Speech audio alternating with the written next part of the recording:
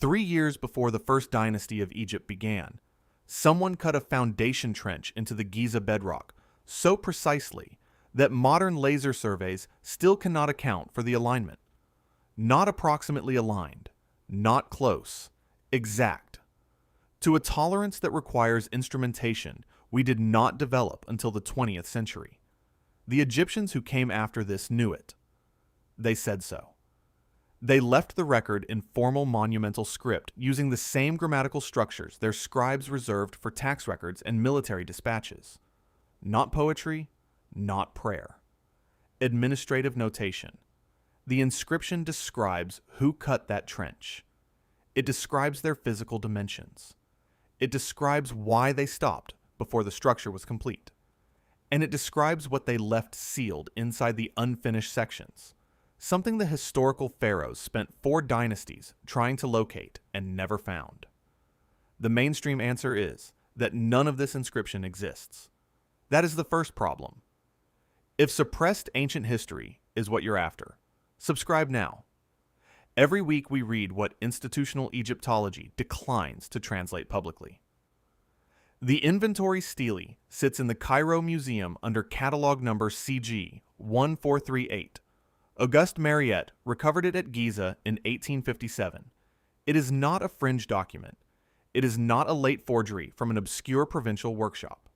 Mariette, the first director of the Egyptian Antiquities Service and the most credentialed field archaeologist of his generation, dated it to the 4th dynasty on the basis of its material, its script style, and its compositional conventions. It is carved limestone. It is formal monumental hieroglyphic. And it does not describe Khufu building the Great Pyramid. It describes him arriving at Giza and finding it already standing. The verb the stele uses for Khufu's relationship to the pyramid is the same verb used 2 registers later to describe his relationship to the Sphinx. In both cases, the grammatical construction indicates encounter with a pre-existing structure. Khufu orders repairs to existing damage on the monument. He commissions subsidiary structures nearby. He clears sand from the Sphinx on his arrival, not builds the Sphinx, clears sand from it. The Sphinx was already partially buried when Khufu arrived, which places its construction before the 4th dynasty, before the Old Kingdom's peak, before the period that conventional Egyptology identifies as the origin point of monumental architecture in Egypt. Subsequent Egyptologists have called the stele a late-period forgery, on the grounds that its content is chronologically impossible. Read that argument slowly. The stele's content contradicts the accepted timeline. Therefore, the stele is a forgery. The physical evidence for forgery has never been published in a peer-reviewed format. The circular reasoning has. The Zawiat el-Aryan anomaly compounds this considerably. Alessandro Barsanti surveyed the site designated ZA North between 1900 and 1911. His field notes are archived in the Egyptian Antiquities Service under reference dossier BA1904ZA. Barsanti's survey documents a subterranean oval pit cut from bedrock with flat polished walls. He noted in the dossier that the cutting geometry at the pit base matches a pre-dynastic foundation technique found nowhere else at Giza except in the lowest bedrock courses of the Great Pyramid itself. The pit contains a granite form at its base, sealed, oriented east to west, carved from a single block. The site was incorporated into an Egyptian military zone in 1964. No independent archaeological access has been granted since. The North Register inscription on the pit's upper face, photographed by Barsanti and referenced in his field notes, was never fully published. That inscription is not a myth, not a religious text, not decorative stonework. It is a labeled technical record carved into the wall of a precision-cut subterranean foundation using Old Kingdom administrative script. And what it says about who built that foundation is the reason the full survey dossier has not been located in any accessible archive since 1914. The North Register of the ZA North Pit Face uses Old Kingdom formal hieroglyphic script. The grammar is administrative throughout. A trained reader identifies this immediately from the determinatives, the small classification symbols attached to each major word that indicate which category of meaning the scribe intended. These are not the determinatives of funerary texts or religious hymns. They are the determinatives of work orders, quarry records, and structural load calculations. The scribes who carved this inscription were writing the way engineers write, not the way priests write. The inscription opens with a phrase translating directly as those of the first measure, who are not of the count of men. Two structural elements in that phrase carry precise technical weight. The word translated as measure carries the architectural determinative, the same classification sign attached to survey coordinates, foundation plans, and construction specifications throughout Old Kingdom technical writing. The beings described here are associated with precision construction at the definitional level. The phrase "not of the count of men" uses a negation form that appears elsewhere in Egyptian administrative texts to indicate a formal categorical distinction, the same way a legal document distinguishes between two classes of party with different standing. This is not poetic separation. This is taxonomy. The second register describes their physical form using a combination of the body glyph with the vertical extension marker. That marker is not metaphor. It appears in Old Kingdom tomb inscriptions when scribes need to indicate actual physical height exceeding the human standard. It appears in quarry records describing workers of exceptional height. It appears in architectural plans when a column height exceeds the proportional norm. The Egyptians had entirely separate glyphs for indicating divine greatness or mythological scale. They used those glyphs in the Book of the Dead, in hymns to Osiris, in royal epithets. They used the physical extension marker when they meant a body was literally larger. Here they used the physical marker. The third register is the one no published translation of the Barsanti survey includes. The verb form means to leave in place deliberately, to deposit with intent. What is deposited is described as the knowledge of the first measure sealed within the unfinished stone.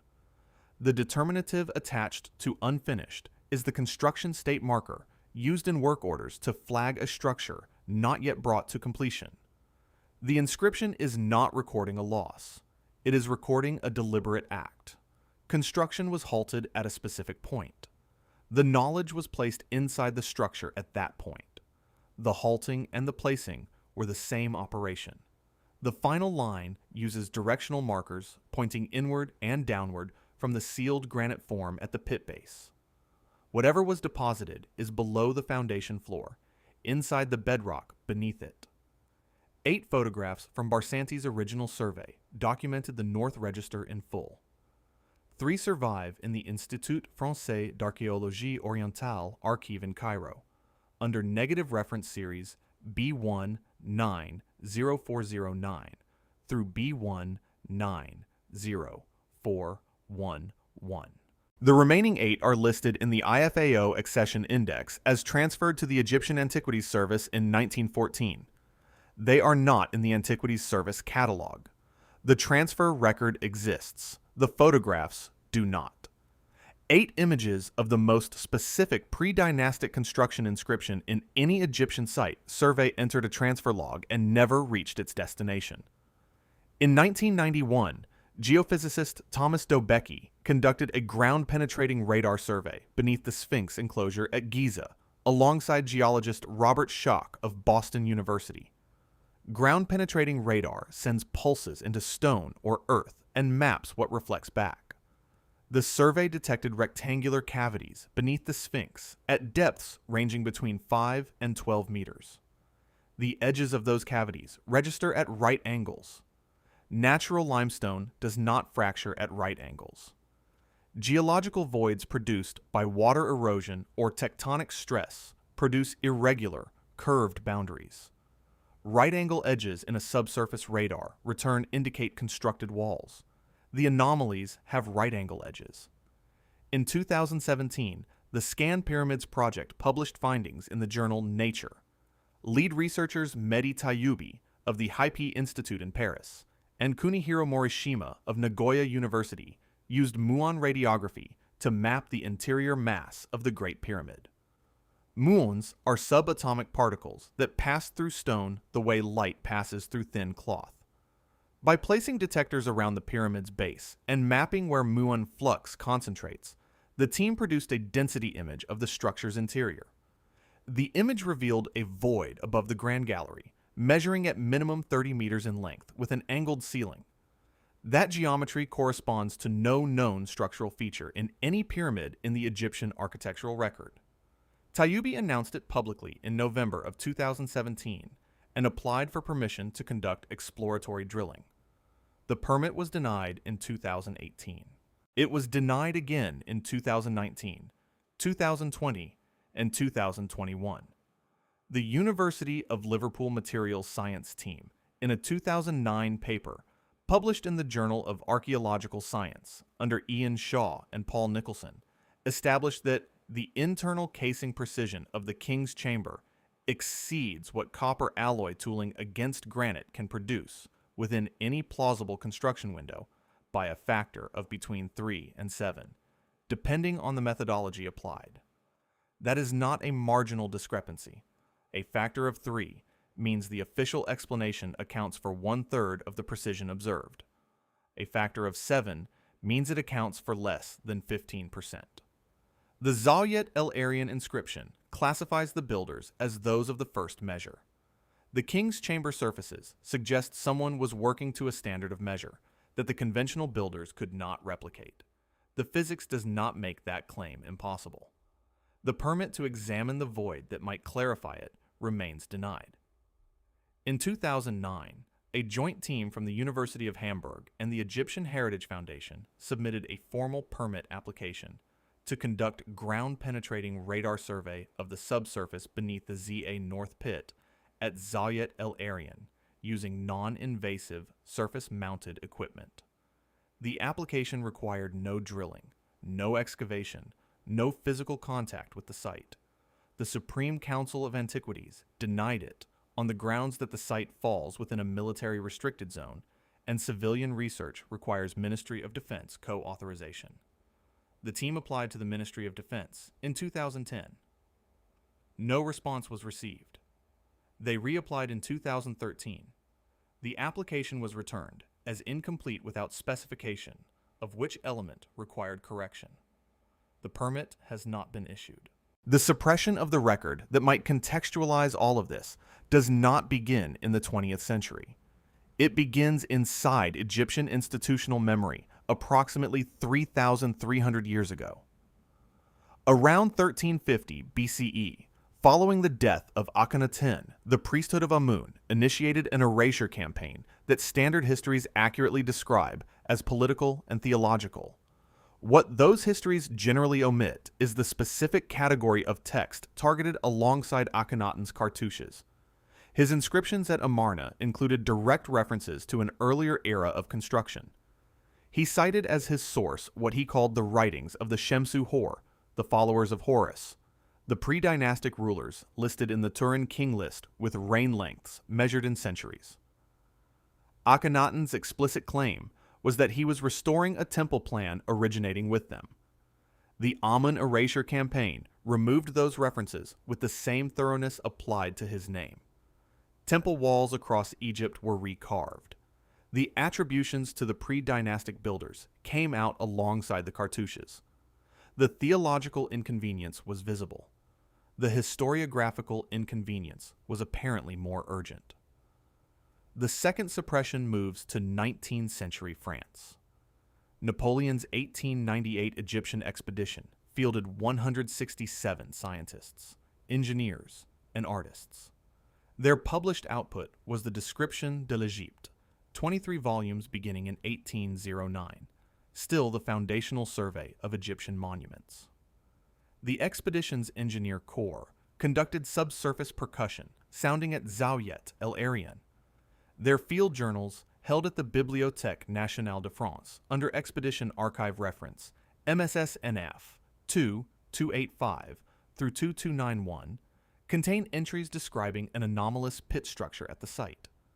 That structure does not appear in any published volume of the description, Expedition artist Vivant Denon noted in his private journal, published in a limited Paris edition in 1802 and never reprinted, that certain subterranean findings at sites north of Saqqara were set aside by general agreement of the scholarly commission for reasons of interpretive difficulty.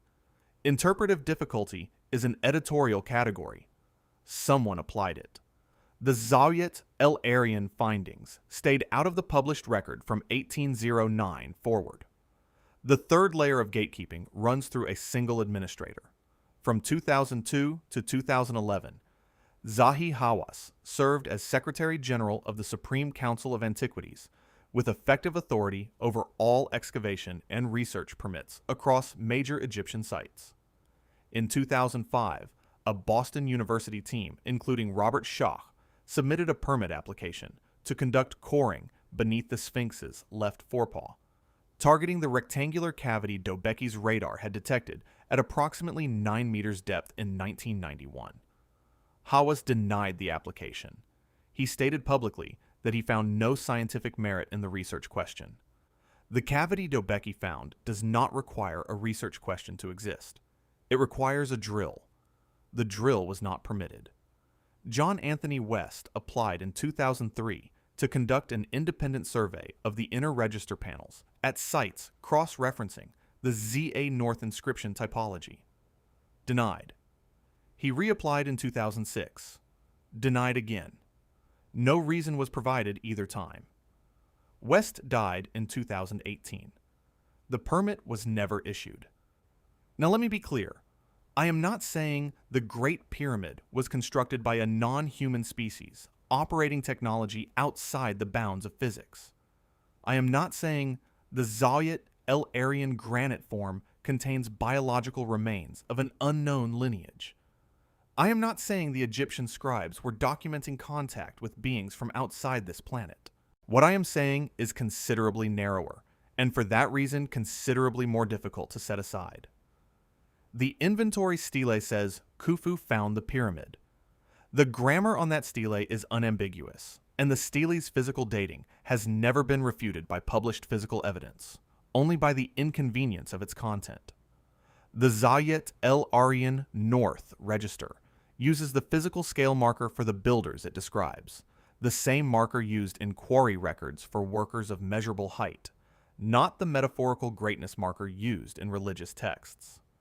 The administrative determinatives throughout that inscription classify the builders as a formal category, distinct from men using the same taxonomic negation found in Old Kingdom legal documents. That is not mythology. The Egyptians had specific texts for mythology, and this is not what they look like. The subterranean oval pit at Zawiat el-Aryan is inside a military zone. Barsanti's 8 missing photographs are in no accessible archive. The 1991 radar cavity beneath the Sphinx has not been drilled. The scan pyramid's void above the Grand Gallery, measured at 30 meters in length, has not been entered as of the most recent available record.